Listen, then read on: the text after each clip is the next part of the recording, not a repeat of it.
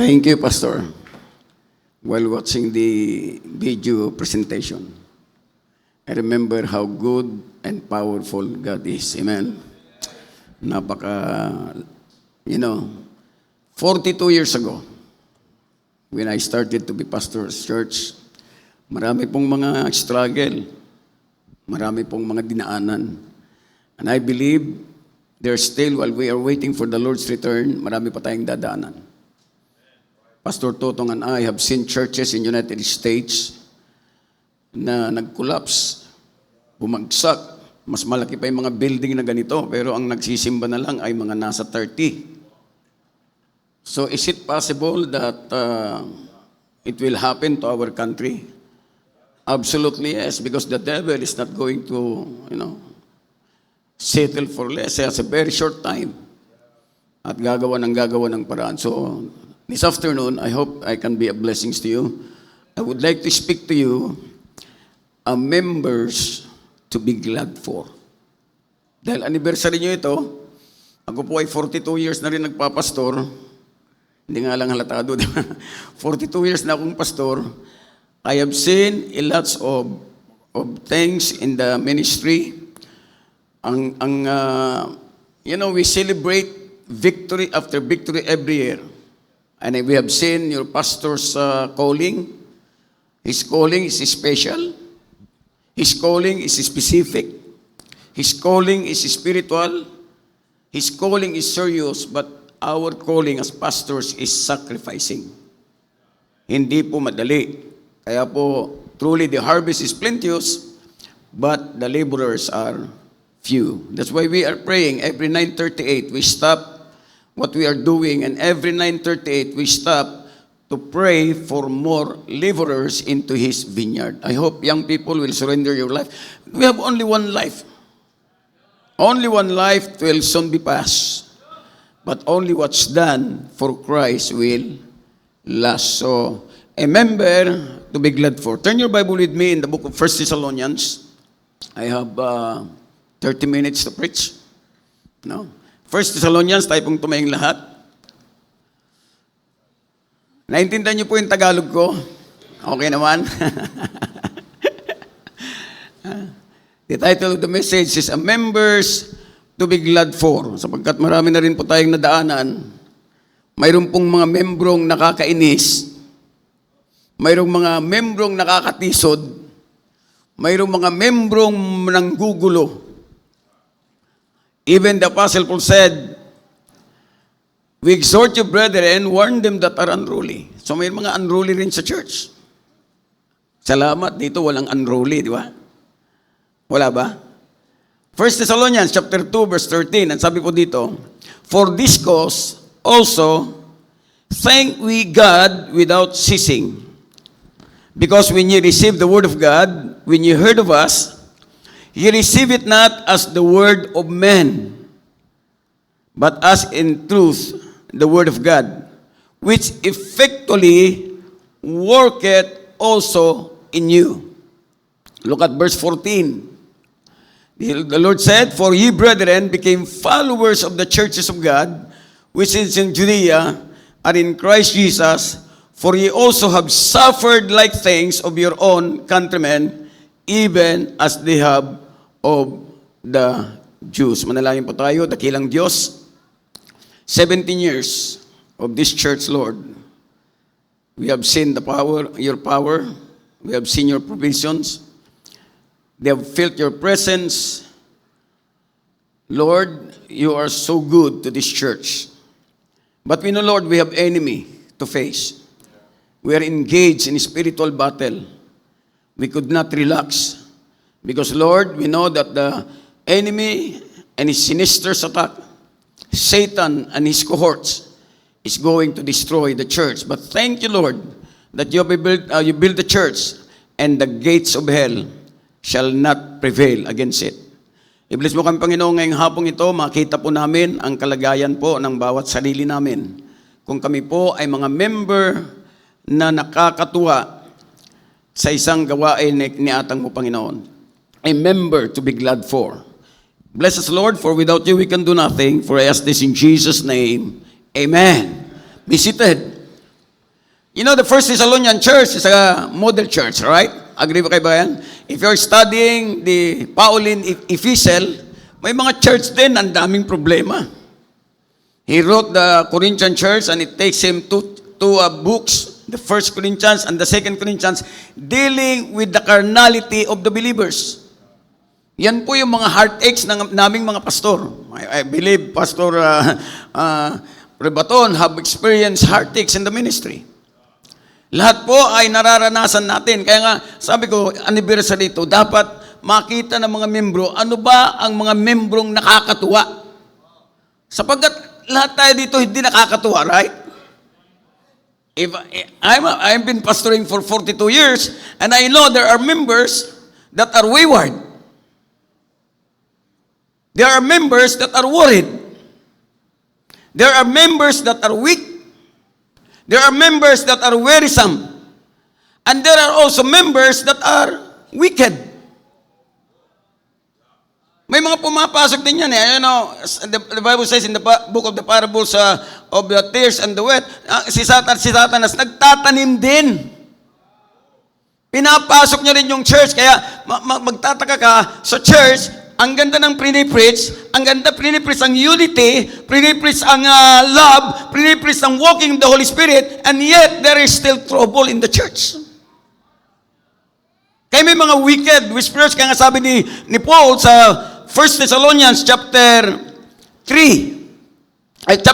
ang sabi niya po dito, now we exhort you, brethren, warn them that are unruly. Now this is a church that Paul is saying, may mga membro na unruly. Warn them that are unruly, comfort the feeble-minded, support the weak, be patient toward all men. Are you glad you have a pastor who is very patient? See that none render evil for evil. If you are going to look at churches today, there will be splitting. They were been fighting. There is so much carnality. And Paul said, follow that which is good, both among yourselves and to all men. Now in the church that Christ built, there is a plan of redemption. And the plan of redemption is a bitter and sweet reality. Why I say it's a bitter and sweet reality? Because the sweetness comes in the contemplation of eternal life. It's sweet if you know and you are blessed with eternal salvation and you will have that eternal glory. Yun ang blessings. The bitterness comes in the contemplations of eternal damnation na kahit na nakaupo ka dyan, hindi ka paligtas. Nakakalungkot yun. Under this pulpit, under the preaching of the Word of God, gospel, mission conference, and every kind of conference was been preached, and yet, you lose that opportunity because you have not responded to the preaching of the Word of God. To respond to God's Word and God's provision of salvation in Jesus Christ is glory and joy and reward forever. Pero nakakalungkot ko, hindi ulat ng nakikinig ngayon, ina-appropriate yung kanilang pinapakinggan. There are lots of professing believers today that does not live what they believe. They behave in the church, but outside the church, they're different. They reject God's word and God's salvation. And what happened? There is a shame and punishment and sorrow forever. Hindi yung nangangahulugan na nasa church ka, Kristiyano ka na. Hindi nangangahulugan na pag pumasok ka sa garahe, kotse ka na. Hindi nangangahulugan na naligo ka, isda ka na. Same true with our churches today. Hindi nangangahulugan that you are in the church, you are Baptist, you know the distinctive of the belief of Baptist, and you even profess, ay tunay na ligtas ka. When I came to Bible Baptist Temple, ang daming mga young people na tumanggap sa Panginoon. I challenged their salvation. Ang dami po, mga lumaki na sa church, hindi pa pala ligtas. Bakit? There is no change in their life. Ang mahirap po, nasa church tayo, wala tayong pagbabago. So there is a dividing line that run down through all human history that separate the sweet from bitter, the glory from the shame, and the reward from the punishment, and blessings and the cursing. Ang masarap nito, the sweetness comes in the contemplations that all of us, sana, pag nag-rapture, ligtas tayo lahat. Sapagkat pag hindi ka nakasama sa rapture, that's the most fearful things that will happen there, because we Baptists believe in the tribulation period.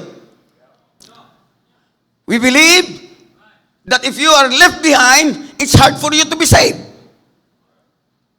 So the bitterness comes in the contemplations of eternal damnation, eternal shame, and eternal punishment. Now let me illustrate to you.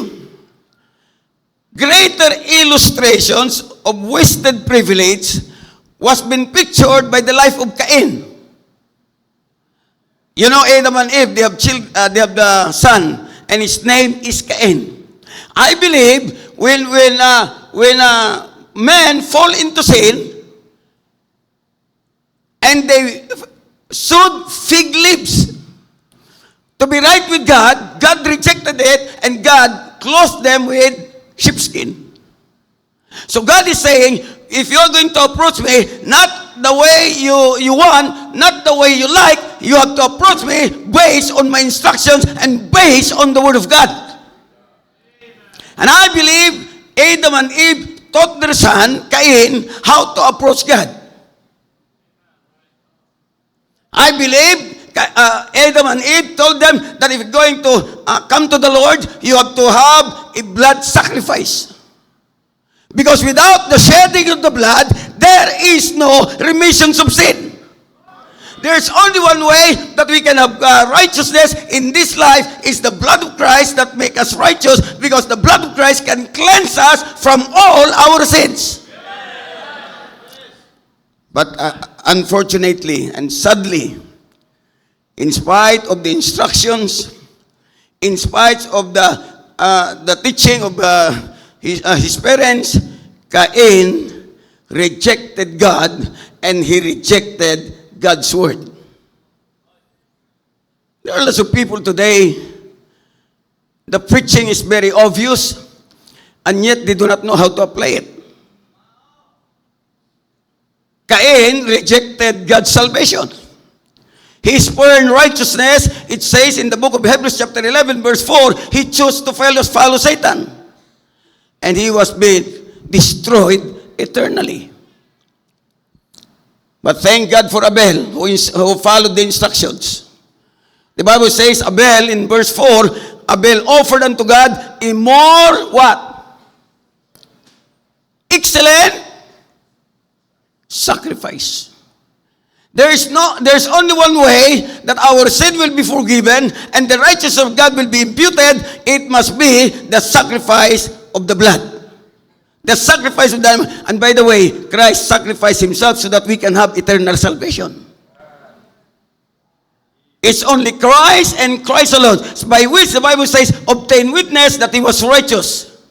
God testifying of his gift, and by it being dead, yet he speaketh.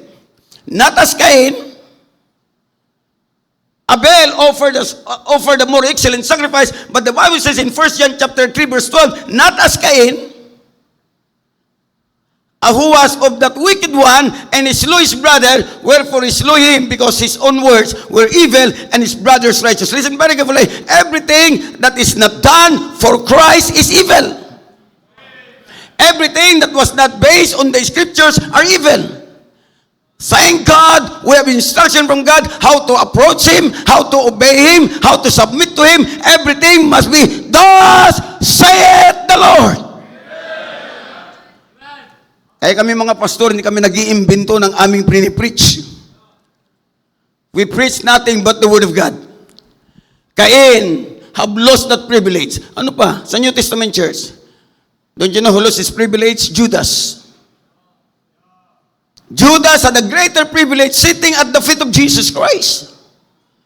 Alam niyo, hindi po tayo impress sa dami ng tao. Pag pinercentage mo, ilan sa atin na nagbibigay? pinirsintis mo, ilan sa atin na nagsusulwining?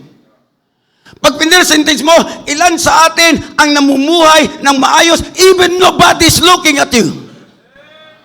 Ilan sa atin makakapagsabi, if any man be in Christ, I am now a new creature. Maraming churches ngayon, impressive but not effective.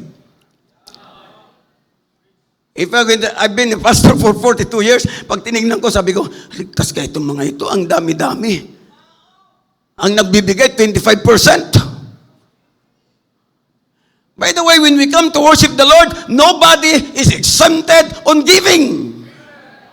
Because worship is giving. The Lord said, thou shalt not appear unto me empty. Kaya pag kinatigpunan tayo, ini-evaluate tayo ni Lord. That greater privilege we have at the feet of Jesus Christ every Sunday. Christ is exalted, magnified, and proclaimed. Pero si Judas experienced what only 12 men on the face of the earth, hindi niya na-experience yung intimacy with Jesus Christ. Ilan sa atin kaya dito ang nananalangin every morning? Pagkagising mo, how many of you have opened your Bible and read it and believe it and apply it? Like Job said, I esteem thy word more than my necessary food. Judas, in his mind, would have understood the truth that Jesus taught. Yet, he had the greatest spiritual opportunity ever offered to any human being, but he rejected God, he rejected Christ, and he rejected the very Word of God. Hindi po nakakatuwa pag ikaw ay membro ng Bible Baptist, pigkarangan. Tayo po ng mga Baptist, we believe in the Baptist distinctive that we have. That the Bible and the Bible alone is our rule of faith and practice. Nothing else and nothing more.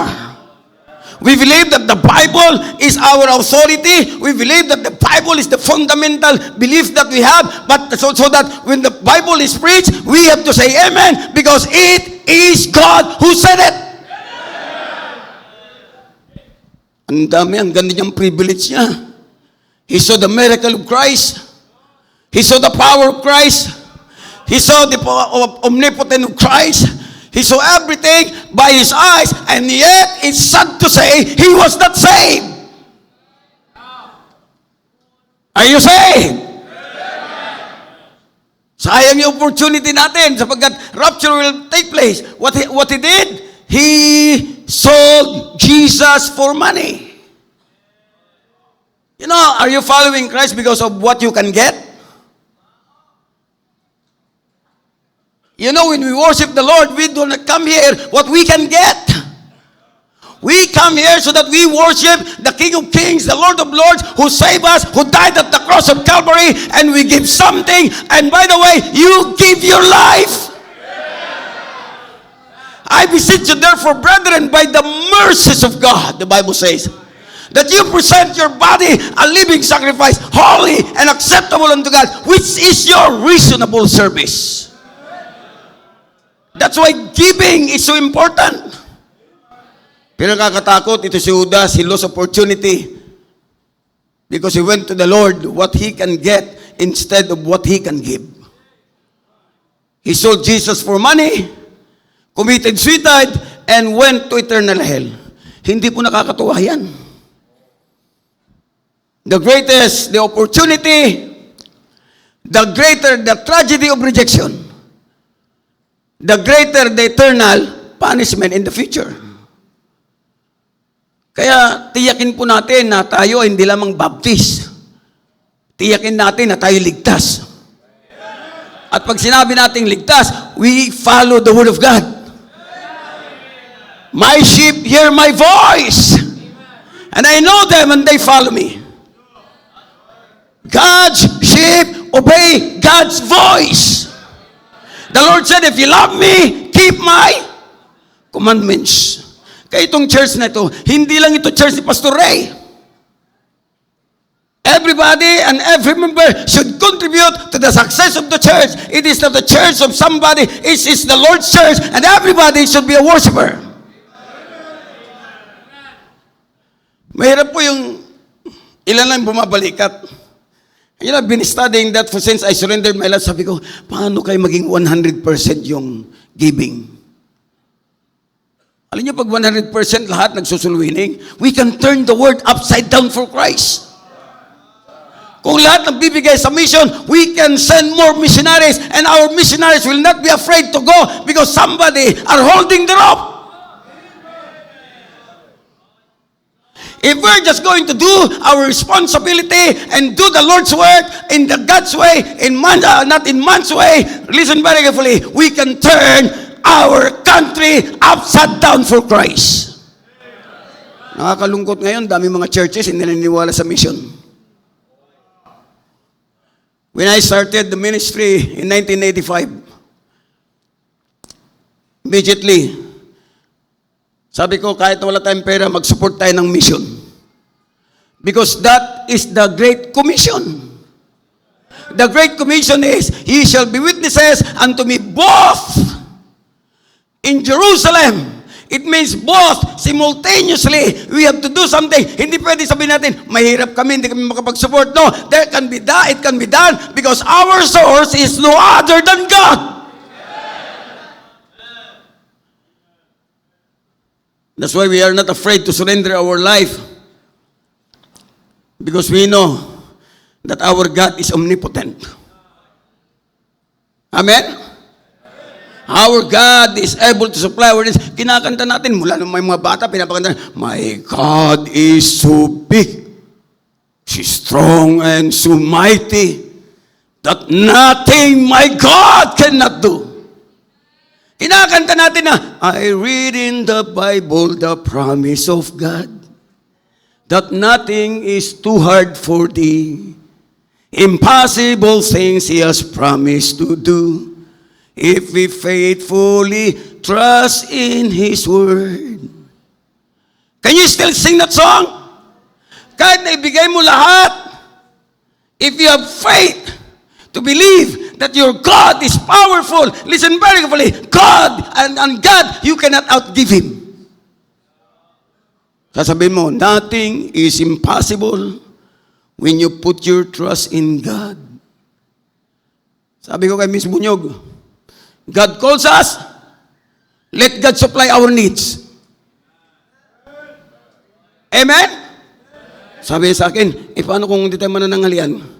Kasi siya dati, mayroon siya mga pasyente, nag-blood pressure siya, nag-check siya, lahat, pinupuntan siya, nagkakapira siya. Sabi ko, sweetheart, hindi mo ma-pretest ang Lord pag hindi mo siya pinayagang siya ang mag-shopping para sa'yo.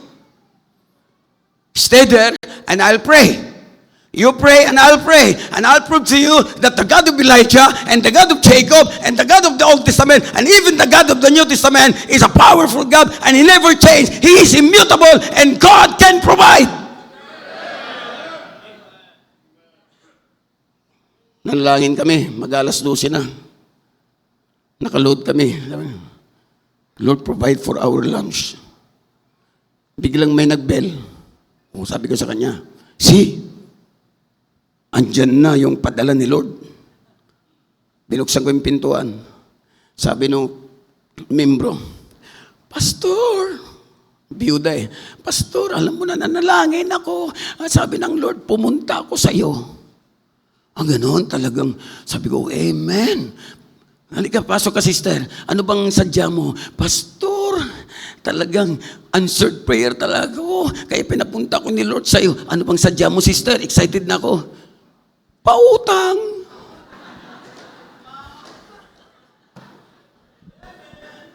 Sabi ko, nananalangin ako sis, nangawi palang aliyan. Ano po, pastor? So, umuwi siya. Nangungutang lang pala. Then we still, sabi ko, pray ka pa. Kulang pa yung prayer natin. By the way, do you believe in prayers? Prayer is power. Ask and ye shall receive. Amen? Sabi ko, pray pa tayo. Biglang after mga 10 minutes, may kumatukuli. Sabi niya, Pastor, may kilala ka ba sa palengke? Sabi ko, na nagtitinda ng baboy. Sabi ko, wala. Kasi pastor, tuwing dadaan ka daw sa kanya, Ngininginitian mo siya, binibigyan mo siya ng tracts, at siya ay Kristiyano na, Baptist siya, kaya lang backslider, nag-asawa siya ng unsaved. Naiya siyang sabihin, dahil Bible student siya, naiya siyang i-identify yung sarili niya. Pero natutuwa siya dahil ang sipag mo daw, nagsusulwitin ka, kinakausap mo siya, nginingitian mo, nagbibigay ka ng tracts. At sabi niya, pauwi na siya, hindi naubos yung kanyang tindang baboy. Sabi niya, kilala mo yung maliit na pastor? Sinong maliit na pastor? Yung cute. Alam ko na. Pastor Ed. So dinala ko ito, karne ng baboy, at habang ako hawak ko ito, sabi niya, kailangan ito, mayroong gulay, mayroong mga isasasaog, at naisip ko rin, bumili na ng bigas, pastor. Ito ngayon yung para sa inyo. Don't you know God is still alive? Then bawat dadaan ako, sabi ko, nagpasalamat ako sa sister, Kristiyano ka pala. Bakit ano nangyari, pastor? Hindi ako makasimba kasi binubugbog ako ng asawa ko. By the way, young ladies, don't go equally yoked together with unbelievers. So tuwing dadaan ako, sabi niya, pastor, nahiya ako sa iyo. Ang ministry ko na lang, bawat dadaan ka, kung wala kang pera, ay papahiram ko na lang yung tinda ko. Parang utang ba? Parang palungin. Basta pay as you are able. Hindi ko matanggihan. Bigay siya ng bigay. Bawat nadaan ko doon, bigay siya.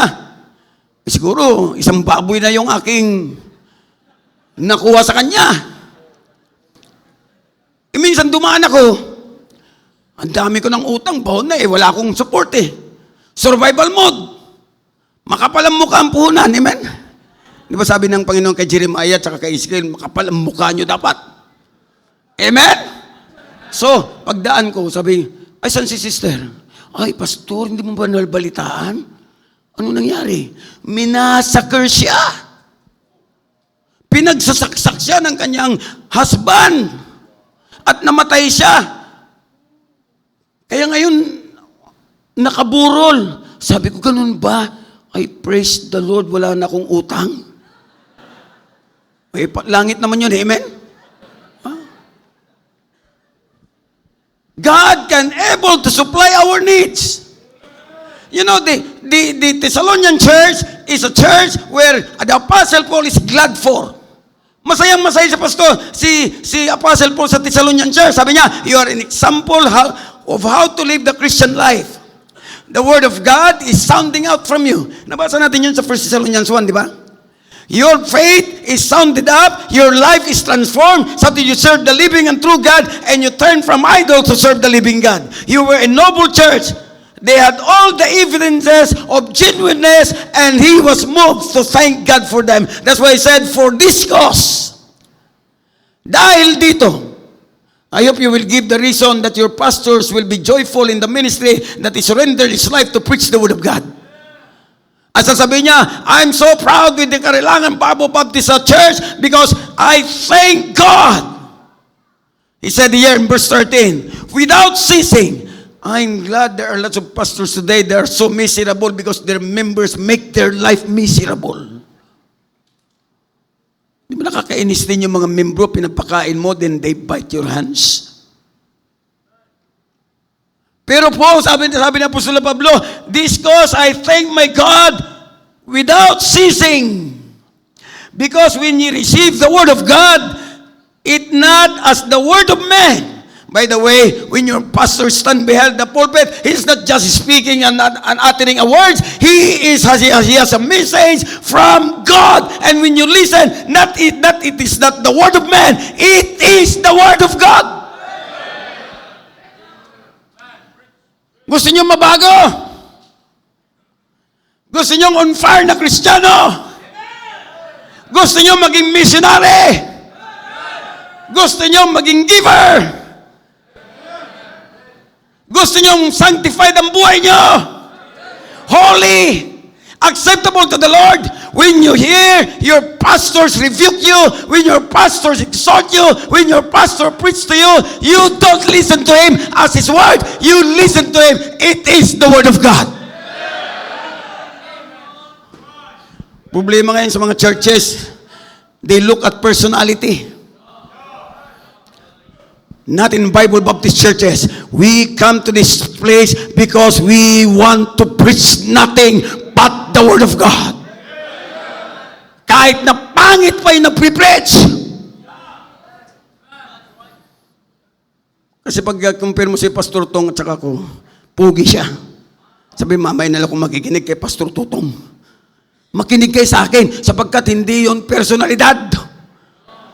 We preach nothing but the Word of God. And Paul said, I thank God that you accept the Word of God, not the Word of men, but it is the Word of God. Anong result pag ganyan ang ating attitude? Pag ang attitude natin, we are glad if we have truly been receptive to the Word of God. Reception ng Word of God. That's the reason he was been glad. He said, I am so happy. Verse 13, ang saya niya, sabi niya, I am so thankful to the Lord. You hear the Word of God, not as the word of man. Kaya when you come to church, you always listen to your pastor that he is the voice of God. Di ba ganyan si John the Baptist? I am the voice, John the Baptist said, crying in the wilderness. It is our job as a pastors for the perfecting of the saints, for the work of the ministry, and for the edifying of the body of Christ. And you ought to listen. Makinig, hindi yan salita ni Pastor Sobrabas, hindi yan salita ni Pastor Ribaton. It is indeed the very Word of God. Naniniwala naman tayo that God inspired the Word. All Scripture is given by the inspiration of God. And it is profitable for doctrine, for reproof, for correction, for instructions, so that the man of God will be perfect, thoroughly furnished. And we believe that God inspired and He preserves the Word of God. That's why we have the King James Bible today. Amen? That is our authority. Reception, the first thing for which he was so thankful was the reception of the Word of God. Kaya sabi dyan sa 1 Thessalonians chapter 1 verse 6, and you become followers of us and of the Lord, having received the Word. Having received the Word. By the way, it is not enough just only to listen. You have to be doers of the Word. Not only hearers, but the Bible says, doers of the Word, so that you will never deceive yourself. Kaya bawat pakinig tayo, alam nyo, sa 17 years, dapat pag tayo nakikinig at ina-apply natin ang ating mga naririnig, I believe, the Big Karangan Bible Baptist Church is the most godliest church around the world. Problema tayo, ilang percent kayo dito pag uwi. Worldly songs na naman yung tinutugtog nyo. Ilang kaya ang percentage dito, pag alis nyo doon sa mundo, you look like the unsaved. Yung standard nyo, wala na. The way you talk, the way you walk, wala na. Wala na naman kayo sa alignment. Pagdating nyo sa church, you're just like holier than thou. Listen very carefully. Christianity is not only for the church activities. Christianity is daily living with Christ every day. Every hour. Every minute. Your life is Christ must control.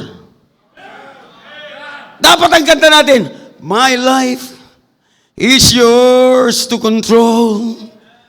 I gave you my life and my soul. Dapat ganon. Ang Christianity natin, hindi lamang fasad.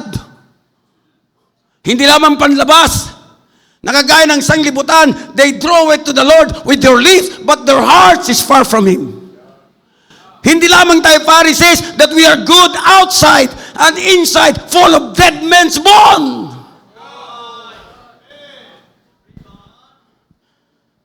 You know, the first thing that when I got saved with my wife and I got married, I said the greatest life that I should live is in my family.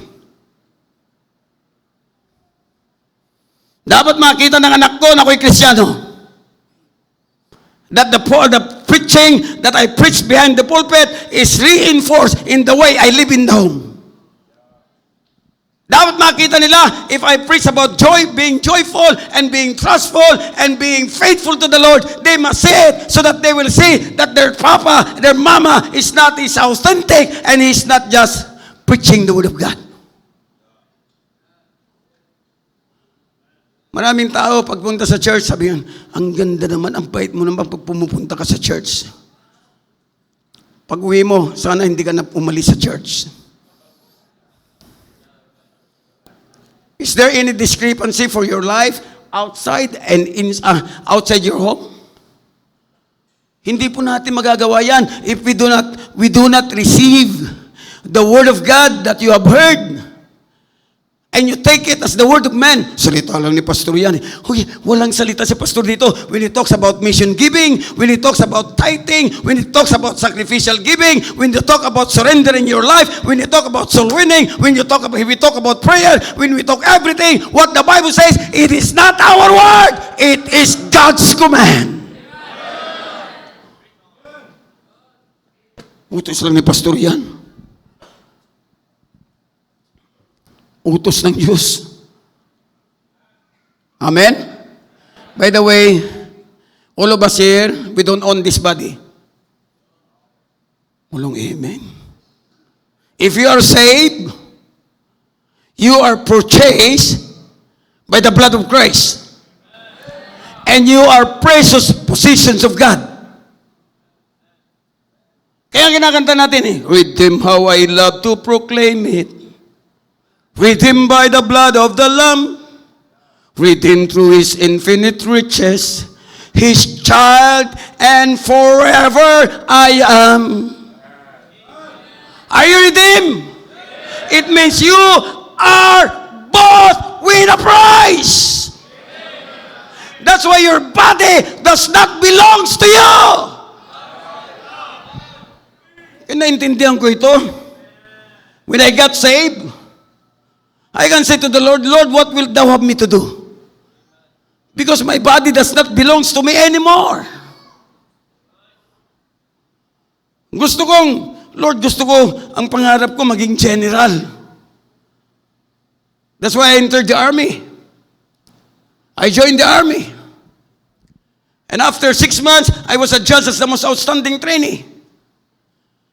I took the exam for enlistment of the Armed Forces, the Philippine General Aptitude Test. I garnered 120 in my score.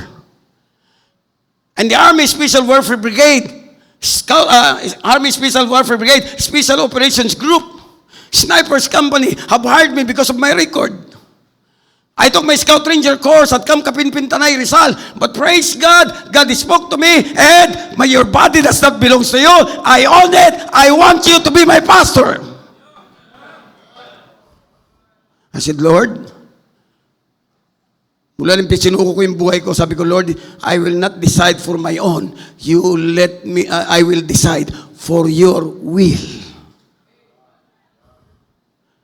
Kaya punta yung kapatid ko sa Amerika. Sabi, pinitisyon yung nanay ko. Sabi ng nanay ko, lahat kayo, birth certificate nyo, pinail ko sa petition. Punta kayo lahat dito sa Amerika. Sabi ko, hindi naman langit yan. Tinawag ako ni Lord, I'll stay on the will of God. Amen? Salamat ang misis ko. Na-realize niya ng kanyang katawan na hindi na sa kanya. God owns her.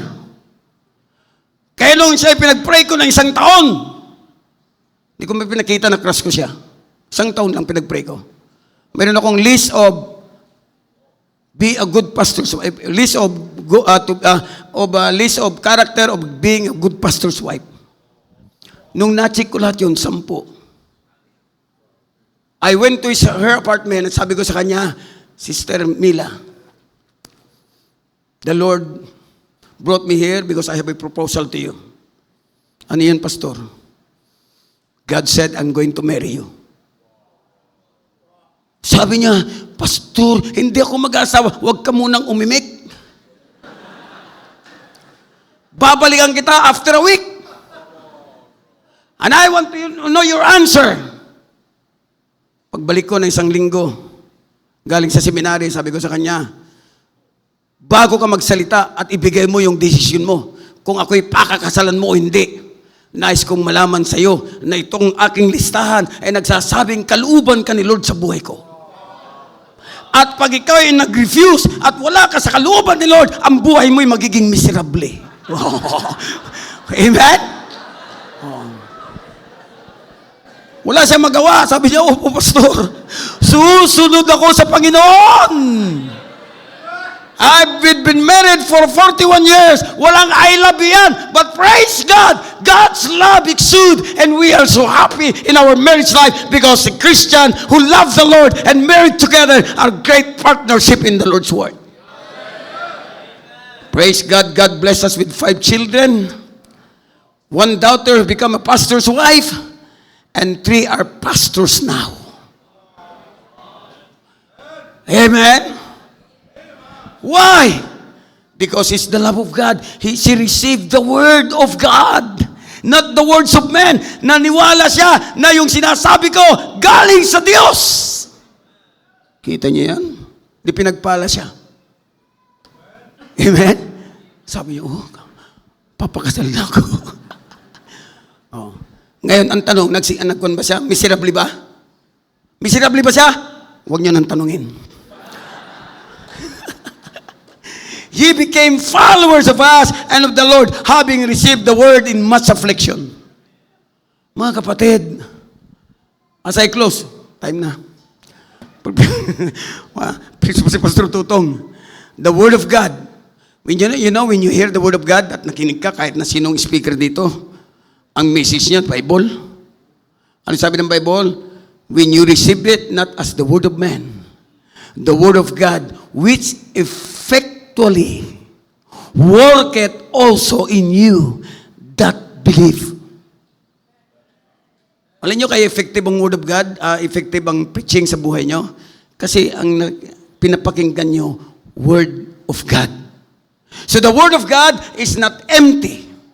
The word of God is not impotent. The word of God is not inert like the word of man. The word of God is quick and powerful and sharper than two-edged sword. So when you hear the word of God, it will effectually work it in you. Kaya pag sinabi ni Pastor, bring ye all the tithes, you bring it.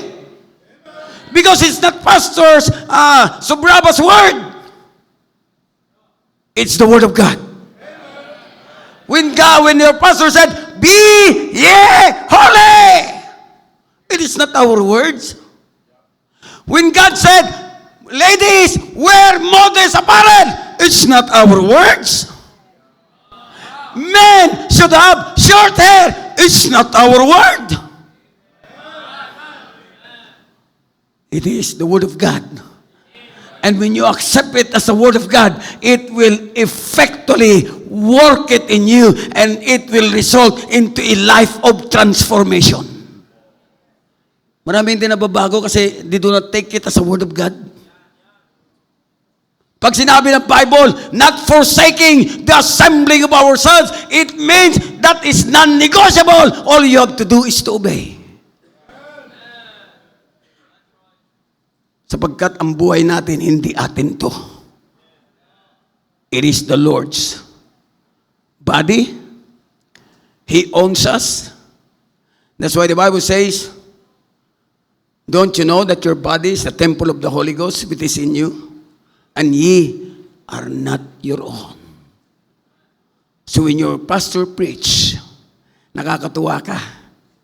Pag pinakinggan mo ito, hindi galing sa kanya, kundi ang kanyang sinabi ay galing sa Diyos. Pastor. Thank you, Pastor.